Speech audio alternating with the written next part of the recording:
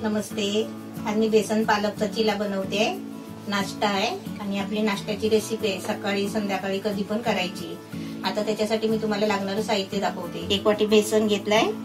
त्याला आपल्याला 4 चमचे रवा घ्यायचा आहे. हे आपल्याला चवीपुरतं मीठ घ्यायचं आहे. 1 चिमटी ओवा घेतलाय. पाव चमचा जिरं घेतलंय. अर्धा छोटा कांदा घेतलाय. 3 हिरवी मिरची, 3-4 लसूणच्या पाकळ्या आणि हा पालक आहे अर्धी वाटी. आता आपल्याला हे साहित्य सर्व आहे ना मिक्स करायचं आहे. हे आपल्याला तेल घ्यायचं आहे. पहिला आपल्याला बेसनची पेस्ट बनवून घ्यायची आहे. आता तुम्ही जास्त माणसं खाणारी असाल ना तर तुम्ही हे सर्व साहित्य आहे ना डबल घ्या, म्हणजे जास्त घ्यायचं. पाणी टाकून आपल्याला याची पेस्ट बनवायची आहे. थोडं थोडं पाणी टाकायचं आहे.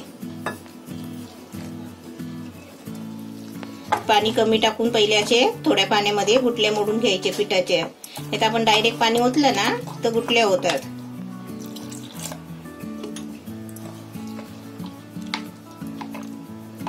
आता आपल्याला ह्याच्यामध्ये रवा टाकते.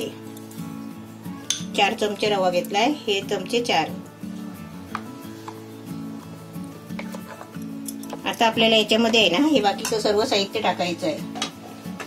पालक स्वच्छ धुवून घेतलेला आहे. लसूण, मिरची, जिरा, ओवा आणि कांदा. हे आपल्याला अर्धा चमचा कमी चवीपुरतं मीठ घ्यायचं.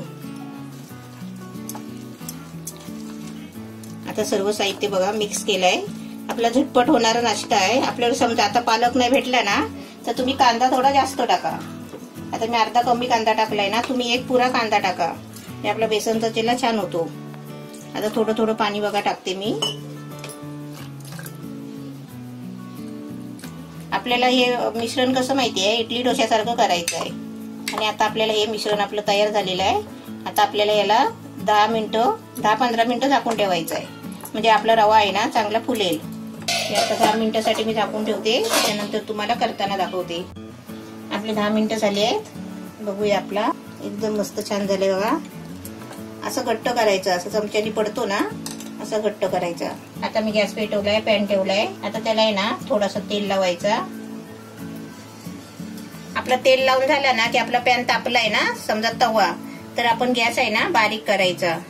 आणि त्याच्यानंतर आपल्याला हे मिश्रण त्याच्यामध्ये टाकायचं.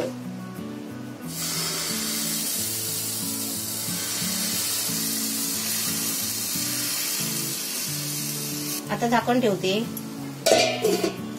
आता मी पहिले 1 मिनिटांनी झाकण खोलून बघते. आपला वरती बघा एकदम मस्त सुकलाय. आणि त्याला वरून आहे ना थोडा तेल लावायचा. आता आपल्याकडे ब्रश नसेल ना तर तुम्ही चमच्याने असं थोडा तेल सोडायचं, साईडने सोडायचं आणि थोडासा वरती सोडायचा. आता आपल्या खाली बघूया भाजलाय काय. मस्त कलर आलाय. हे बघ कसा दिसतोय. एकदम छान डोश्यासारखा ना.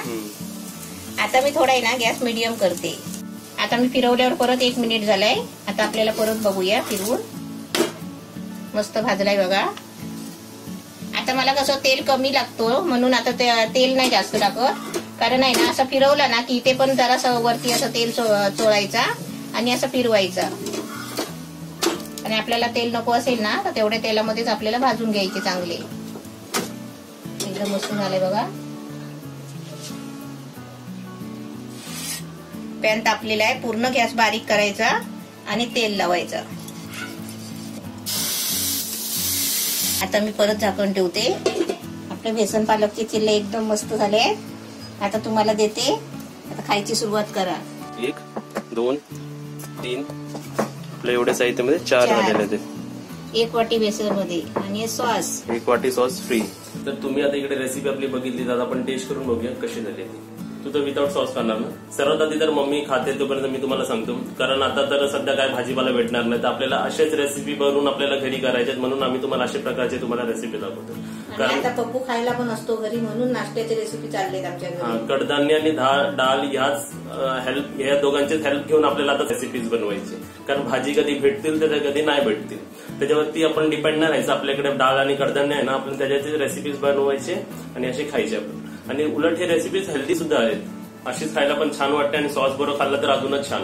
असेच गरम गरम आहे ना चहा पहिले असे खायचे खाली आणि त्याच्यावर चहा प्यायची. चहा पिणाऱ्यांनी चहा प्यायची. एकदम मस्त. आणि तुम्हाला मी सुद्धा हे सांगतो की हे एक प्रॉपर मील आहे. हे खाऊन 2-3 खाऊन तुम्ही झोपलात ना तरी चालेल, तुम्हाला बॉडीला सर्व न्यूट्रिशन भेटणार. कारण आपल्या याच्यात बेसन ते पण चण्याच्या डाळीचंच असतं ना ते, आणि त्यावरून त्याच्यात पालक आहे. तुम्ही मूग दालीचा चिला जसं बनवलं तसं ह्याचा चिला बनवू शकता. खूप छान असतं हे, चवीला विचाराल तर खूप छान लागतंय. आणि अशी रेसिपी तुम्ही सुद्धा नक्कीच बनवा आणि आम्हाला मग कमेंटमध्ये सांगा की तुम्हाला रेसिपी कशी वाटली. या व्हिडिओला लाईक करा आणि या व्हिडिओला व्हॉट्सअपवर शेअर करा.